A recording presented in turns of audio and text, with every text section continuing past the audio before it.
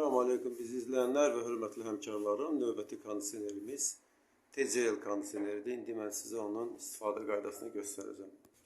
Deməli, bütün kondisionerlərdə olduğu kimi burada yandırıb söndürən düymə var. Biz onu basırıq, kondisioner yanır və sönür və yanır. Bundan başqa burada temperaturun qaldırılması və aşağı salınması üçün 2 düymə var.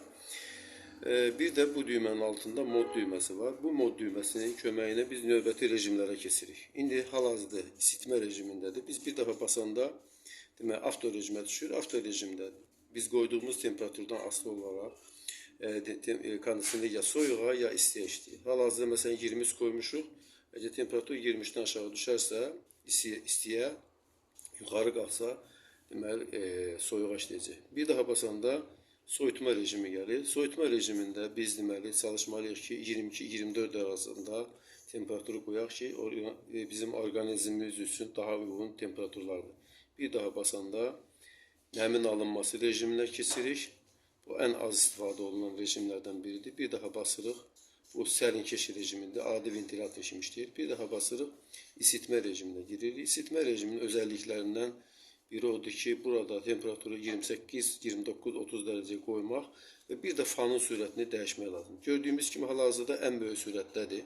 Biz bir daha basanda burada hərəkətlilik əmələ gəlir. Bu da o deməkdir ki, kondisioner avto rejimində işləyir.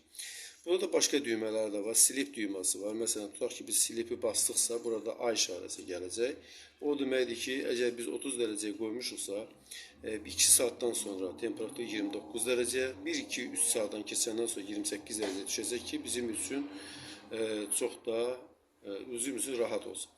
Bundan başqa burada deməli displey düyməsi var. Displey düyməsini biz basdıqda kondisionerin üstündə olan ledlər yanıb ya sönür. Bu swing düymələrdir, yəni jaluzi sağa sola etmək, bu isə jaluzi aşağı yuxarı etməkdir. Turbo rejimi deməli ventilatorun sürətini böyük sürətdə işlətmək üçündür. Health rejimi xüsusi ionların evə buraxılması üçündür. iFill rejimi çox maraqlı rejimdir. Biz bu düyməni basanda göründüyü kimi burada belə bir işarə əmələ gəlir. Bu da o deməkdir ki, kondisionerin pultu haradadırsa orada biz qoyduğumuz temperatura qədər temperatur düşməyincə kondisioner işləyəcəkdir. Burada eko düyməsi var ki, bu bizə lazım deyil. Çünki bu ancaq deməli inverter tipli kondisionerlərdə keçərlidir.